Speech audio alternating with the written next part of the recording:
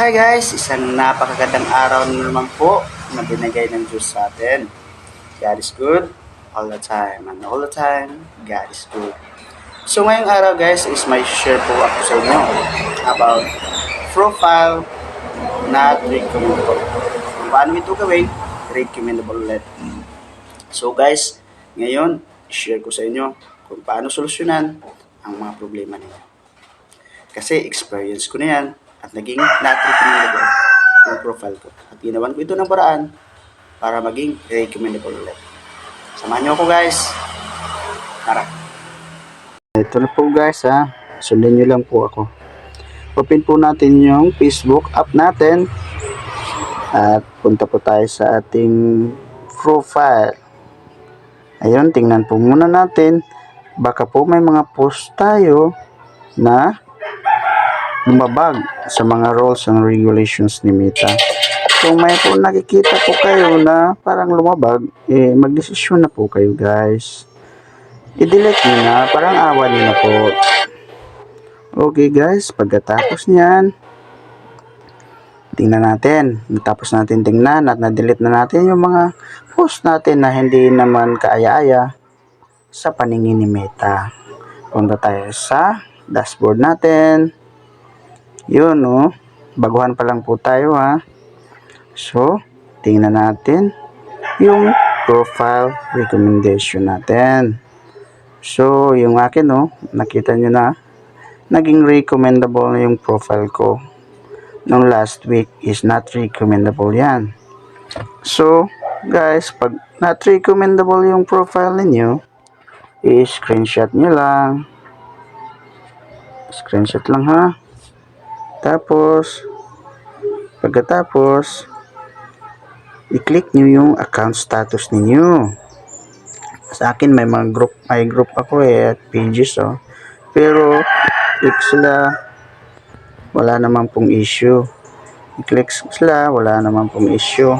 I-screenshot na din po kung may mga pages kayo. At saka, yung page ninyo or group, i-screenshot nyo din. At ipakita nyo kay Lolo Meta na walang issue yung mga group ninyo. So guys, back lang natin at punta kayo na naman doon sa support inbox. Kasi dito makikita kung may mga violations din kayo. Wala naman, di ba? Yung sa akin wala Naano ako kung bakit naging not recommendable yung profile ko. Pero guys, sige lang guys, kasi may nakikita si Meta na hindi natin nakikita. Pagkatapos yung screenshot yan, back nyo lang, back, at tapos back, at i-click nyo yan, 3 dash dyan sa gilid. Tapos punta po kayo sa help and support. So, tingnan nyo guys yung support inbox niyo.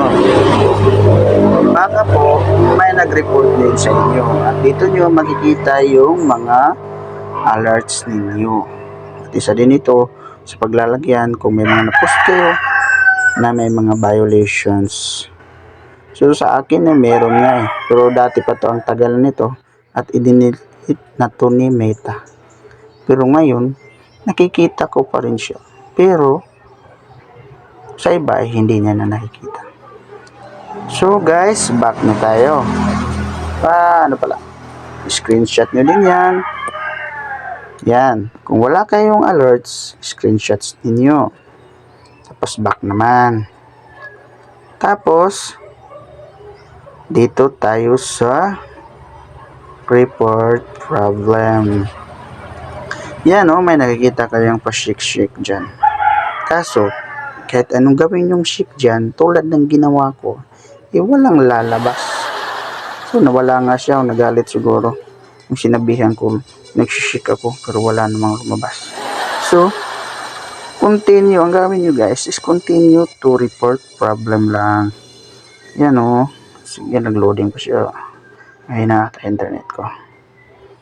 Sige lang. Huwag natin sisihin. CPLDT. So, ayan. Yan guys, basahin nyo yan lang yan para may matutunan din kayo.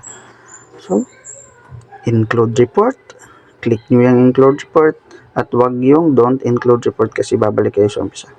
Click nyo yan at saka kahit ano i-click nyo yan dito. Ay, yung sa akin i-click ko is profile. Pero guys, ano nyo lang din yan, pwede nyo i-delete o pwede nyo din yang isama. So sa akin, delete ko yan wala, hindi naman kasali yan dagdag lang yan sa titingnan ni Meta.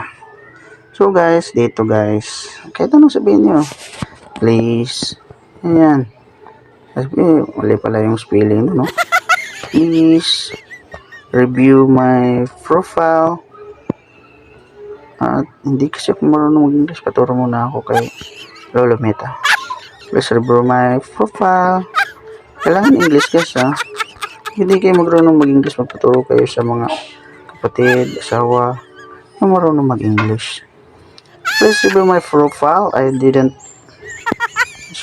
tama ba to? I didn't napaturo lang kasi ako. I didn't not see anything or post that I violate your rules and regulations. Huwag nyo gayahin lang sa akin na kasi hindi ko sa napaghandaan nito hindi ko nano yung mga English konti. So guys, ganun lang ha. Please review my profile. Oh, I did not see anything of us that I violate your rules and regulations. So please review and share the attachment. Tama ba to? Attachment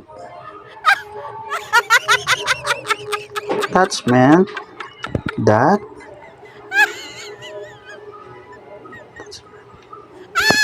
ano to? Bahala na kayo guys, basta mag-attach kayo, i-attach nyo yung mga ano yun, na screenshots ninyo. Ano ba? Pasensya na po kayo dito. Ayun. Baka ba yung ano ko Englishan ko So, ito, kasi may ano ako dito yung profile na naging not recommendable ko ito. Bench MTV, profile recommendation not recommendable. Topic of profiles focus on civics. Yun, ang mga violations ko. I-upload niyan kasama yung mga ibang picture na in-screenshot nyo about ito. Ano ba ito? Yan. Dagdagan nyo pa. Sana yun? Yan. Yung mga group na walang issue. Sama yan kasi parang sabihin nyo kay Meta, wala naman ako nagawang violations pero dinilit nyo na pala yung post na nagka-violations. Tapos pag review ni Meta, wala na. Okay, babalik ko na to sa pagiging recommendable. So, yun guys. I-click nyo lang yung sa taas. Tapos magsisend na yan doon kay Meta. Tsaka, antayin nyo lang 2 weeks or more. Kasi sa akin, naghintay ako 2 weeks to 3 weeks. Huwag lang tayo yung atat. So, mag-report kayo. Huwag lang kayong sumuko. Gawin nyo yun. Gawin nyo yung ginawa ko. Pag hindi nyo pa ito ginawa, iwan ko lang sa inyo. Okay guys, salamat guys. Yun lang ha. Sana po may natutunan kayo. God bless you. So ano guys, sana po may natutunan kayo. At ipipray ko po na maging recommendable na ulit yung mga profiling. God bless po and have a great day.